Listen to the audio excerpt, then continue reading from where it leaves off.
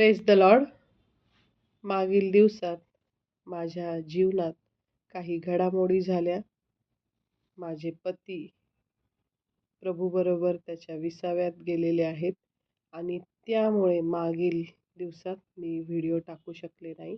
त्याबद्दल मी क्षमा मागते. आणि ह्या ज्या दिवसातून मी गेले ते दिवस अतिशय भयंकर असे होते. म्हणजे दुसऱ्याला आपण ज्यावेळेस उपदेश करतो की संकटात धीर धरा आणि आपल्यावर त्या स्थिती ज्यावेळेस ओढवतात आणि त्यावेळेस धीर कसा धरायचा असतो, संकटात आनंद कसा मानायचा असतो, या सगळ्या गोष्टीतून जाताना प्रचंड वेदना अनुभवायला मिळतात. पण तरी प्रभूच्या वचनानेच माझं सांत्वन केलं. देवाने ज्यावेळेस त्याच्या वचनातून माझ्याशी बोलला आणि ज्यावेळेस मला अनेक गोष्टींचा उलगडा केला त्यावेळेस मी सांत्वन पावले.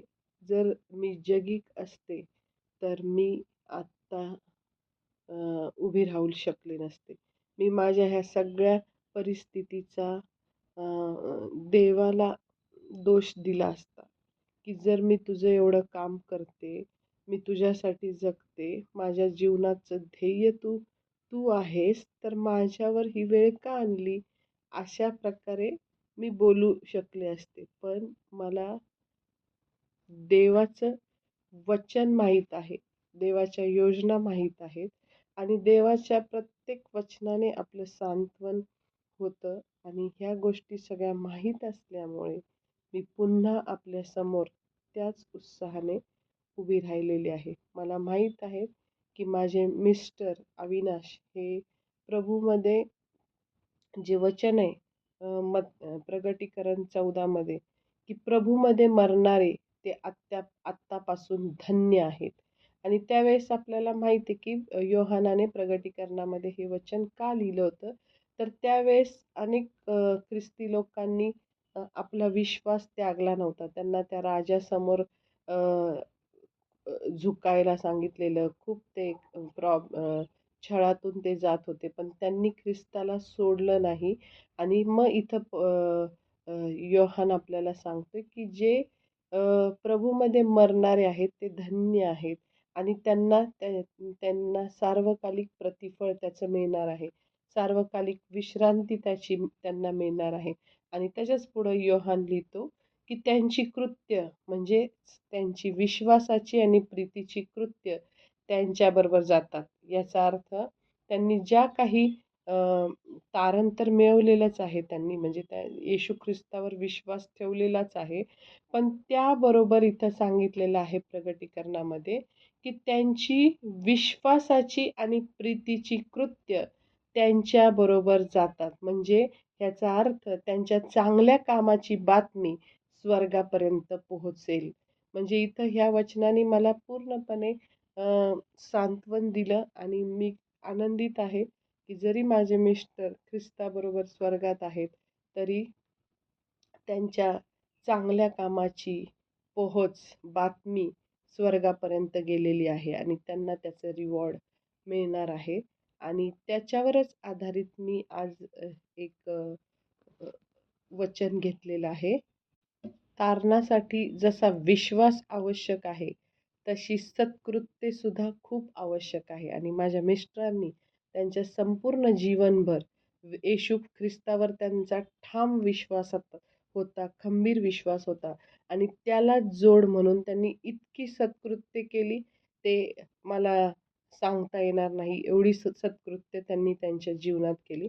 आणि ते सत्कृत्य आत्ता आपण वचन बघितलं की त्यांच्या आधी ती सत्कृत्ये कुठं जाणार आहेत? स्वर्गात पोहोचणार आहे. आणि मग ह्याच्यावर आधारित विश्वास आणि कृती याच्यावर आधारित याकोबाचं पत्र 2 अध्याय आणि 14वं वचन मी वाचते. माझ्या बंधूंनो, माझ्या ठायी विश्वास आहे असे कोणी म्हणत असून तो क्रिया करीत नाही तर त्यापासून काय लाभ? तो विश्वास त्याला तारण्यास समर्थ आहे काय? आमेन. तर आपण वचनाला सुरुवात करण्याआधी एक छोटीशी प्रार्थना करू.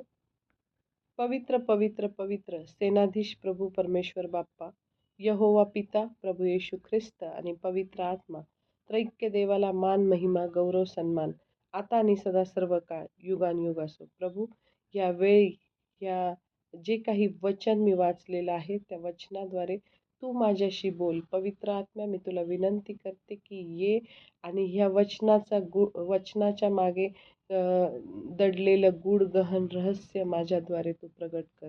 मुख माझं असलं तरी शब्द तुझे असू दे आणि तुझंच गौरव माझ्याद्वारे होऊ दे. इथून पुढची सर्व वेळ तुझ्या पवित्र हातात सोपवते. तूच ह्या मीटिंगचा ताबा घे आणि तुझं गौरव आमच्याद्वारे होऊ दे. ये पवित्र आत्म्या, तुझं आम्ही स्वागत करतो. ये आणि आम्हाला तुझ्या उपस्थितीने भर.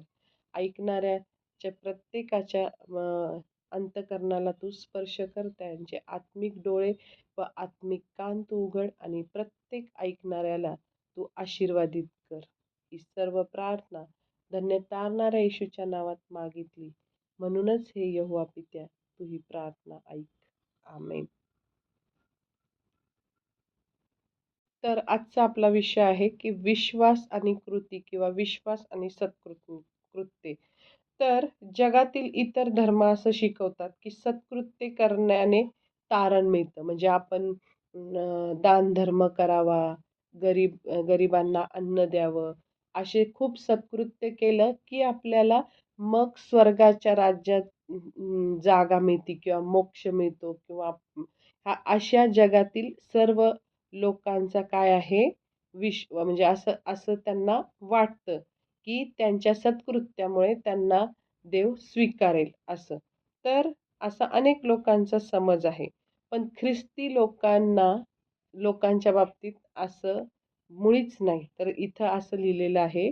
म्हणजे अनेक लोकांना पण असं वाटतं की ख्रिस्ती लोकंसुद्धा त्यांना तारण मिळावं, त्यांना स्वर्गीय राज्य मिळावं, सार्वकालिक जीवन मिळावं म्हणून सत्कृत्य करतात, असं अनेक लोकांना वाटतं. पण तसं नाहीये. कारण म्हणजे अनेक लोकांना दिसतं की ख्रिस्ती लोकं काय करतात, अनेक दानधर्म करतात. मदर टेरेसा सारखे अनेक नंतर आपल्या भारतात सुद्धा खूप अशा संस्था आहेत ख्रिस्ती की ते खूप दानधर्म वगैरे करत असतात. मग त्यांना असं वाटतं की ह्यांना देवापर्यंत पोहोचायचंय, स्वर्गीय राज्य मिळवायचंय म्हणूनच हे चांगली कामं करतात. पण ख्रिस्ती धर्म आणि इतर धर्म याच्यात काही त्यांना असं वाटतं की भेद नाही. सगळेच मोक्ष मिळवण्यासाठी किंवा स्वर्गीय जीवन मिळवण्यासाठीच काय करतात, सत्कर्मे करतात. पण हे एकदम चुकीचं आहे. कारण ख्रिस्ती धर्म आणि इतर धर्म यांच्यात खूप मोठा फरक आहे. म्हणजे ख्रिस्ती धर्मामध्ये की सगळ्यात प्रथम ख्रिस्ती लोकांना तारण प्राप्त होतं. म्हणजे आधीच म्हणजे जे म्हणतात ना स्वर्गीय जीवन ते आपल्याला आधी प्राप्त होतं ख्रिस्तावरील विश्वासाने. आणि मग जेव्हा त्यांना तारण प्राप्त होतं, त्यानंतर ते त्यांची सत्कृत्य खऱ्या अर्थाने करणं त्यांना शक्य होतं. जर एखाद्या ख्रिस्ती विश्वासणाऱ्याने येशूवर विश्वास ठेवला नाही, तर तो सत्कृत्य करू शकत नाही. म्हणजे करू शकत असेल, पण तो म्हणजे त्याचा ख्रिस्ती लोकांना पहिलं तारण प्राप्त होतं आणि केवळ त्यानंतर ते कृत्य करणं त्यांना शक्य होतं. आणि मग इथं असं सांगितलेलं आहे, की प्रथम आपलं तारण झाल्यामुळे मग आपण काय करतो, सत्कृत्य करतो. मग इथं काही ख्रिस्ती लोकं मोठी चूक करतात. म्हणजे त्यांना असं वाटतं, की एकदा आपलं तारण झालं, एकदा आपण येशूला तारणारा म्हणून स्वीकारलं, त्याच्यावर विश्वास ठेवला, त्याच्या कार्यावर विश्वास ठेवला आणि तर मग ते तारण टिकून ठेवण्यासाठी स्वतःच्या प्रयत्नांनी काय करायचं, सत्कृत्य करायची. पण तसं नाही. ज्याप्रमाणे तारण स्वतःच्या प्रयत्नांनी, कर्मांनी टिकून टिकून ठेवू शकत नाही. त्याप्रमाणे म्हणजे आपलं तारण हे आरंभापासून शेवटपर्यंत हे देवाच्या कृपेने आहे आणि ते आम्हाला विश्वासाद्वारे प्राप्त होतं. म्हणजे हे सगळं आपल्याला समजलं तरी ख्रिस्ती विश्वासणाऱ्यांनी देवाचं आज्ञापालन करून देवाला आवडणारी कृत्ये केलीच पाहिजे.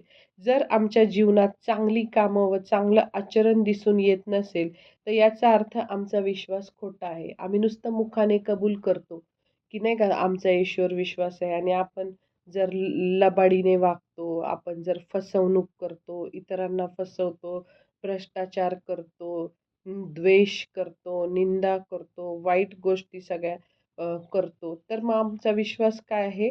खोटा. विश्वास जर खरा असला, तर त्याच्याबरोबर आमची चांगली कामे दिसल्याशिवाय राहत नाही. मग त्यासाठी विश्वास म्हणजे येशूवरील विश्वासाने आमचं तारण होतं आणि नंतर मग आपण काय करू लागतो, इथं माझ्या सांगण्याचा तुम्हाला उद्देश समजतोय का?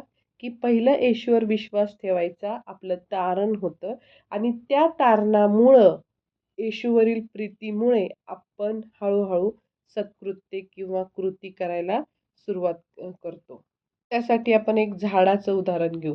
म्हणजे आपण काय करू फळ येण्यासाठी म्हणजे आपण पहिलं सत्कृत्य म्हणजे फळ येण्यासाठी आपण पहिलं झाड जिवंत असलं पाहिजे. जर झाडाला एखाद्या फळ यायचं असेल तर सर्वात प्रथम ते झाड कसं पाहिजे?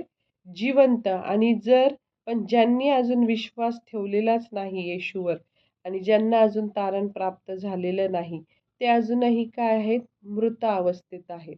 आणि देवाला संतोषकारक अशी सत्कृत्य करण्यासाठी त्यांच्याजवळ शक्ती नाही. जसं मेलेलं झाड फळ देऊ शकत नाही. अगदी त्याचप्रमाणे जर आपण पाप करत असू, आत्ता मी सांगितलं ना, लबाड्या, भ्रष्टाचार, नंतर प्रीती करू शकत नसेल आपल्या घरातल्यांवर आणि बाहेरच्यांवर, गरजवंतांवर, तर ते मेलेलं झाड कसं मेलेलं असताना ते फळ देऊ शकत नाही. त्याचप्रमाणे आपण जर पापामुळे मृत असू, तर आपलं तारण होऊ शकत नाही.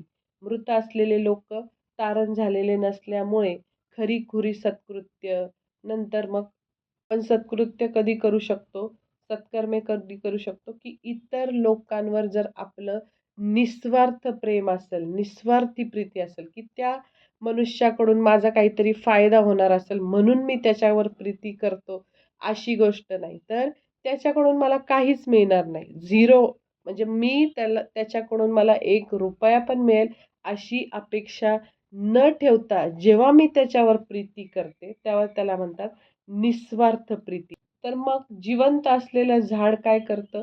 फळ दिल्याशिवाय राहत नाही. जे जिवंत आहे झाड ज्याला ते झाड काय करतं? फळ देतं आणि त्या फळावरून लगेच आपल्याला कळतं की हे झाड जिवंत आहे आणि जर एखादं झाड फळच देत नसेल, तर ते मेलेल्या झाडासारखं आहे. ते लवकरच मरून जाईल आणि मग आम्ही म्हणतो की आम्ही विश्वास ठेवतो, पण आमच्या जीवनात सत्कृत्य दिसून येत नाही. तर मग आमचा विश्वास काय आहे? मेलेला आहे. आमचा विश्वास काय आहे? खोटा आहे. सत्कृत्य ही आपल्या विश्वासाचा काय आहे? पुरावा आहे आणि खरा विश्वास ही नेहमी सत्कृत्य काय करतो? उपजवितो म्हणजे निर्माण करतो. म्हणजे मत्ते 7:21 मध्ये लिहिलेलं आहे तसं. म्हणजे ख्रिस्ती धर्माप्रमाणे मनुष्याला प्रथम तारण प्राप्त होणे, जीवन प्राप्त होणे आवश्यक आहे आणि मगच तो काय करू शकतो? फळ देऊ शकतो म्हणजे सत्कृत्य करू शकतो. आणि जर आमचा विश्वास खरा असेल येशूवरील, तर आमचं आचरण अगदी बदललेलं असेल. रोम 8:13 बरेच वचन आहेत. गलती 5:19-26. जर आमचा विश्वास खरा असेल, तर आपलं आचरण पूर्णपणे बदललेलं असणार आणि हे सर्व आपण सत्कृत्य करण्यामागचं एकच आहे, की हे सर्व शक्य होण्यास एकच कारण आहे. ते म्हणजे ह्या सर्व गोष्टी करण्यासाठी देवाने आम्हाला प्रथम सामर्थ्य पुरवलेलं असतं. तोच आम्हाला नवीन जीवन देतो. तोच आपल्याला एकदा का तारण झालं, आपण त्याच्यावर दृढ विश्वास ठेवला, खंबीर विश्वास ठेवला, की तो आपल्याला नवीन जीवन देतो. नवीन अंतःकरण देतो, त्याच्यासारखं प्रीतीने भरलेलं. नवीन स्वभाव देतो आणि त्यामुळे आम्हाला देवाला आवडणारे जीवन जगणं शक्य असतं. आता आपण अनेक वेळा बोलतो, "मी विश्वास ठेवतो, मी ख्रिस्तावर विश्वास ठेवतो." असं म्हणणं सोपं आहे हं. आणि पण नुसतं असं बोलणं अ, काय आहे? निरर्थक आहे. आपण स्वतःला विचारलं पाहिजे, की माझा विश्वास खरा आहे की नाही? हे स्वतःला विचारायचं. आणि आपल्याला जर आपला विश्वास खरा आहे की नाही हे कसं आपल्याला कळेल, तर ते आमच्या कृत्यांनी आपण सांगू शकतो. जर आमची कृत्ये म्हणजे प्रीतीची आणि आज्ञापालनाची जर कृत्ये आमच्या जीवनात असतील, तर तो आपल्या खऱ्या विश्वासाचा पुरावा आहे. आमच्या समवेत जर प्रीतीची आणि आज्ञापालनाची कृत्य नाही, तर तो विश्वास आम्हाला तारू शकणार नाही. आणि हा विश्वास खरा विश्वास नाही. हा विश्वास काय आहे? मृत विश्वास आहे. आणि खोटा विश्वास हा कृतीशिवाय केवळ शाब्दिक प्रीतीसारखा असतो. नुसतं म्हणायचं, की मी तुझ्यावर प्रेम करतो. समोर जर एक साधू सुंदर सिंगांची गोष्ट मी ऐकली होती, की एक खूप पाऊस पडत असतो आणि थंडी पडलेली असती आणि नाही का, त्यांना भूक लागलेली असती आणि ते एका घरात जातात आणि नाही का, दार ठक-ठक करतात आणि तेव्हा ती बाई उघडती आणि ती म्हणते, की "काय?" तर हे म्हणतात, "मला भूक लागलेली आहे, मला खायला दे." तर ती म्हणते, "नाही, मी तुझ्याकडे अ, तुझ्यासाठी येशूकडे, देवाकडे प्रार्थना करते."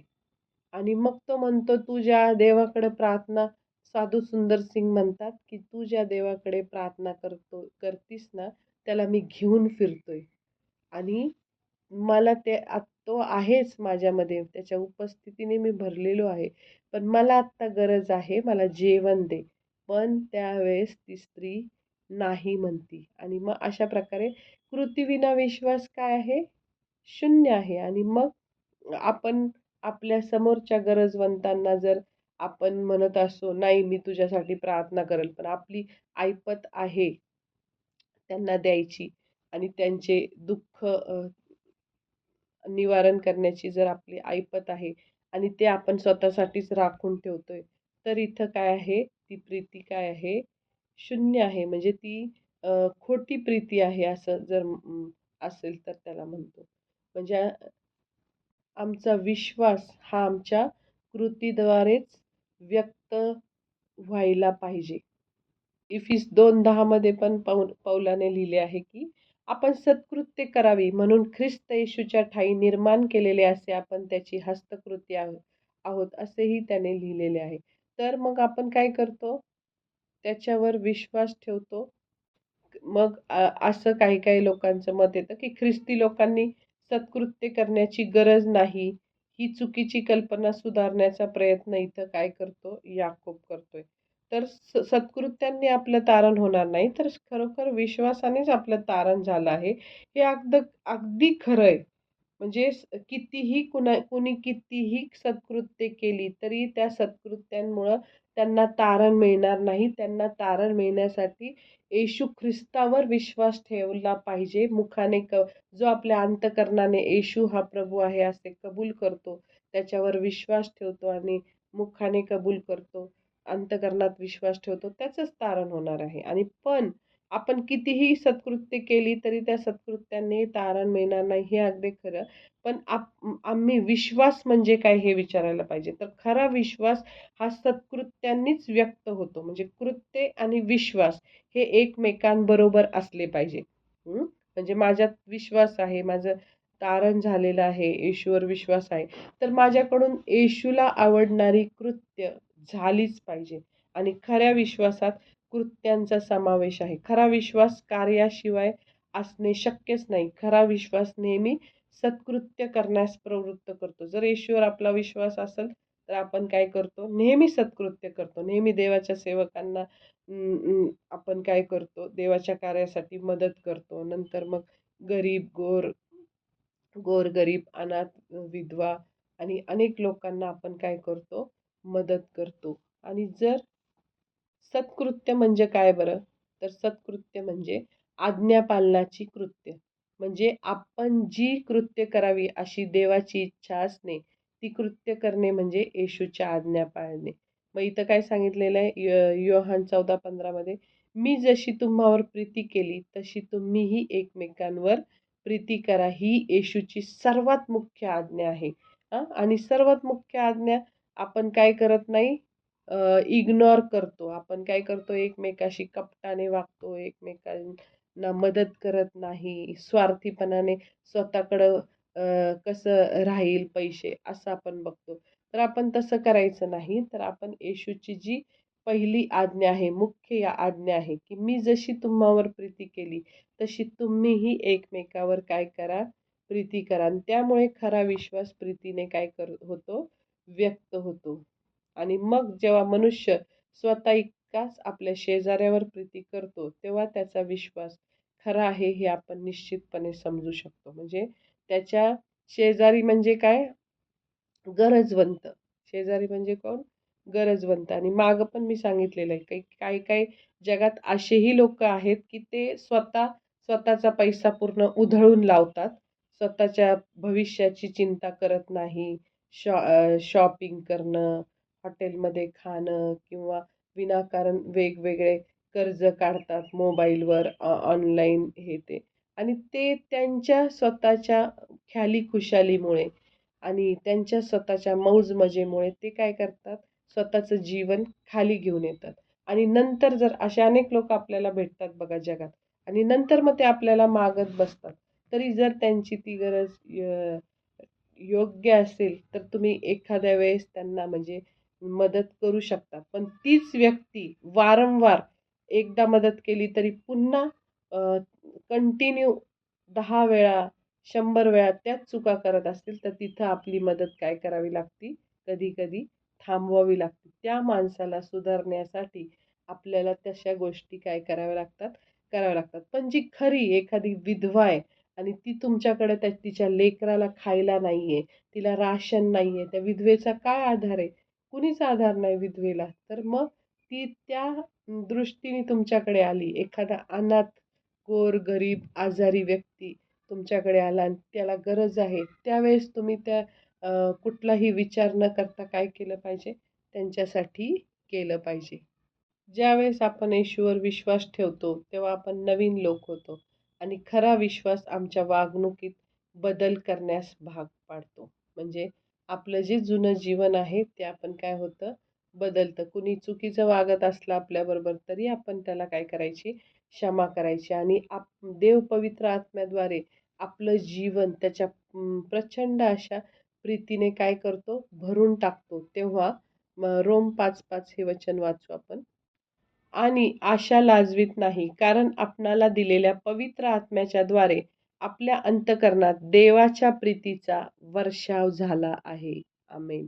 जर आपल्यामध्ये देवाच्या प्रीतीचा वर्षाव झाला आहे, तेव्हा मग आपण काय करतो, आपल्या शेजाऱ्यावर प्रीती करण्यासाठी आपण ख्रिस्ताच्या इतर आज्ञांचं पालन करण्याचं सामर्थ्य, नवीन सामर्थ्य येशू आपल्याला देतो आणि नवीन आज्ञापालन आपण करतो आणि खरोखरच आपला विश्वास खरा आहे याचा आपल्याला पुरावा देतो. तर म्हणजे थोडक्यात सांगायचं म्हणजे, की आपण आपल्या सत्कृत्यांनी प्रयत्नांनी तारण प्राप्त करू शकत नाही, तर खऱ्या विश्वासाद्वारे आम्हाला तारण प्राप्त होते. येशूवर खरा विश्वास ठेवला आणि आम्हाला काय होतं, तारण प्राप्ती होते. आपण बघितलं की लाजाराची गोष्ट, की आता लाजाराला दुसऱ्यासाठी चांगलं करणं किंवा नाही का सत्कृत्य करणं त्याची ऐपतच नव्हती, कारण तो स्वतः भिकारी होता आणि नाही का म्हणजे तो त्या श्रीमंत माणसाच्या मेजावरून खाली पडलेलं त्याच्या दरवाजात पडला होता. कुत्रे येऊन त्याचे फोडं चाटायचे. तो आजारी होता, त्याला उठता येत नव्हतं आणि अशा परिस्थितीत तो होता. म्हणजे त्याचेच खाण्याचे हाल होते. तर तो काय दुसऱ्या साठी सत्कृत्य करेल. म्हणजे इथं माझं असं आहे, की ज्यावेळेस आपण येशूवर विश्वास ठेवतो, त्याच्यानंतर आपलं जीवन पवित्र आत्म्याने काय करतो, प्रीतीने भरून जातं आणि मग आपण विश्वासाची कृत्य करतो आणि म्हणजे सत्कृत्य करतो. हां. आणि पण एखादा गरीब व्यक्ती असेल, त्यांनी जर येशूवर विश्वास ठेवला आणि त्यांनी तारण मिळवलं, तर तो डायरेक्ट स्वर्गात जाईल. कारण त्याच्याकडे नव्हतंच तर तो कुठून देईल? पण ज्याच्याकडे आहे आणि असून सुद्धा काही-काही काय करतात, अजून लोभ धरतात. म्हणजे दुसऱ्याकडून नुसतं आपल्याला काय मिळेल का? ह्या बाबतीत ते नुसता त्यांचा प्रयत्न चालू असतो. तर तसं नाही. खरा विश्वास नेहमीच आपले प्रीती आणि आज्ञापालन याच्याद्वारे प्रगट होतो आणि प्रीती आणि आज्ञापालनचा अभाव असेल, तर तो खरा विश्वास नाही. म्हणजे त्या व्यक्तीचं तारण झालेलंच नाही. फक्त खोटं बोलतायत ते, की माझा येशूवर विश्वास आहे. पण जर त्यांच्या जीवनात सत्कृत्य दिसत नसतील, तर तो त्यांचा विश्वास काय आहे? खरा विश्वास नाही, खोटा विश्वास आहे. कार्य म्हणजे प्रीती आणि आज्ञापालन. सत्कृत्य म्हणजे प्रीती आणि आज्ञापालन. हाच विश्वासाचा काय आहे? मेन भक्कम असा पुरावा आहे. आणि प्रीती आणि आज्ञापालनाशिवाय आपला विश्वास आम्हाला तारणार नाही, कारण तो मृत आहे. ही गोष्ट सगळ्यांनी समजून घ्या. आपण बघितलं की येशूला वधस्तंभावर खिळलं. तेव्हा आपण बघितलं की 2 गुन्हेगार, 2 दरोडेखोर त्याच्यासोबत होते. तर एका दरोडेखोराने, चोराने काय केलं? मरण्याआधी येशूवर विश्वास ठेवला. आणि विश्वास ठेवल्यानंतर त्याला सत्कृत्य करण्याची संधीच मिळाली नाही. यावरून आपल्याला दिसून येतं की तो सत्कृत्यांनी नाही, तर येशूवरील विश्वासाने त्याचं तारण झालं. ते येशू त्याला म्हटला की आजच तू माझ्याबरोबर सुखलोकात असशील. परंतु विश्वास ठेवल्यानंतर जे लगेच मरत नाही, त्यांनी जिवंत असेपर्यंत त्यांचा विश्वास, प्रीती व आज्ञापालनाच्या कृत्यांनी व्यक्त केला पाहिजे. म्हणजे तो जो त्यांच्या मनामध्ये येशूवरचा विश्वास आहे, तो प्रीती प्रीती त्यांच्यातून निघाली पाहिजे. आज्ञापालन, येशूने ज्या आज्ञा दिल्या त्या आज्ञा पाळल्या पाहिजे आणि त्या कृत्यांनी त्यांचा विश्वास काय झाला पाहिजे? व्यक्त झाला पाहिजे. यासाठी आपण अब्राहमाचं उदाहरण बघू, की देवाने अब्राहमाला त्याच्या एकुलत्या एका मुलाचं वेदीवर अर्पण करायला सांगितलं आणि अब्राहमाचा देवावर खरा विश्वास होता आणि त्यामुळे त्यांनी काय केलं? देवाचं आज्ञापालन केलं आणि तोच त्याने केलेलं आज्ञापालन हे अब्राहमाला नीतिमत्व असं गणण्यात आलं. म्हणजे अब्राहमाला नीतिमान असं समजण्यात आलं त्यामुळे. मग त्याने विश्वास ठेवला म्हणून, की त्याने आज्ञा पाळली म्हणून. हं. तर त्याने दोन्ही केलं. हां. त्याने काय केलं? विश्वास ठेवला आणि आज्ञापालन पण केलं. म्हणून त्याला ते त्या त्या त्या वेळी नीतिमान समजण्यात आलं. म्हणजे अब्राहमाचा विश्वास व कृती हे दोन्ही एकत्रितरित्या काय होतं? कार्य करत होतं. याकोबाचं इथं हेच म्हणणं आहे, की आपल्याला पौलाने सांगितलं आहे, की कारण विश्वासावाचून देवाला संतोषविणे अशक्य आहे. इब्री 11:6 मध्ये असं सांगितलेलं आहे.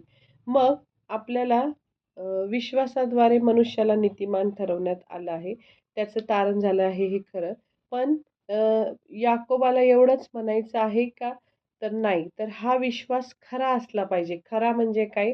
तर प्रीती आणि आज्ञापालनाने व्यक्त होणारा विश्वास असला पाहिजे. तर याकोब इथं सांगतो, की केवळ विश्वासाने नाही, तर व्यक्तीच्या कृत्यांनी व्यक्तीला नीतिमान ठरवण्यात येतं आणि याकोबाच्या बोलण्याचा असाच अर्थ आहे, की केवळ क्रियाशील विश्वासाने म्हणजे कृत्यांनी प्रगट होणाऱ्या विश्वासानेच आम्हाला काय होईल? नीतिमान ठरवण्यात येईल. म्हणजे इथं अजून एक उदाहरण बघू, की राहाब वेश्येचं, की राहाब वेश्या ज्यावेळेस यहोशवाने हेर पाठवले, ते हेर राहाब वेश्येने काय केले? लपून ठेवले आणि तिने राहाबने त्यांना मदत केली आणि तिचा विश्वास जिवंत देवावर होती. ती म्हटली ना, की तुमचा देवच खरा देव आहे आणि त्याच्यावर विश्वास ठेवून तिने काय केलं? ह्या देवाच्या माणसांना काय केलं? मदत केली आणि हे आपल्याला कसं समजतं? तर तिने जी विश्वासाची कृती केली, तिने हेरांना लपवण्यासाठी राहाब वेश्येने काय केली? मदत केली. हा तिच्या विश्वासाचा पुरावा होता. हां. आणि मग त्याचा परिणाम म्हणून राहाब वेश्येची मरणापासून सुटका झाली. ज्यावेळेस यरीहो शहराचा यहोशवाने काय केलं? आणि त्याच्या सैन्याने नाश केला, तेव्हा राहाबला वाचवावं अशी त्याने काय केली? यहोशवाने आज्ञा केली. मग असं याकोब इथं एकच मुद्दा स्पष्टपणे मांडतो, तो म्हणजे क्रिये वाचून विश्वास मृत आहे. हं? आत्म्या वाचून जसं शरीर मृत असतं, जर आपण आत्मा नसेल तर शरीर काय असतं? मृत. तसं क्रिये वाचून विश्वास काय आहे? मृत आहे. अशा प्रकारचं शरीर आध्यात्मिकरित्या मृत आहे. असं शरीर मृतदेहच असतं, जे नुसतं विश्वास ठेवतं म्हणतं पण क्रिया करत नाही. तो विश्वास काय आहे? मृत आहे. तर देवाला खूप खूप धन्यवाद. देवाने मला हे वचनाचं गूढ रहस्य प्रगट करण्यासाठी पवित्र आत्म्याने मला मार्गदर्शन केलं. त्याबद्दल देवाला धन्यवाद. Thank you. God bless you.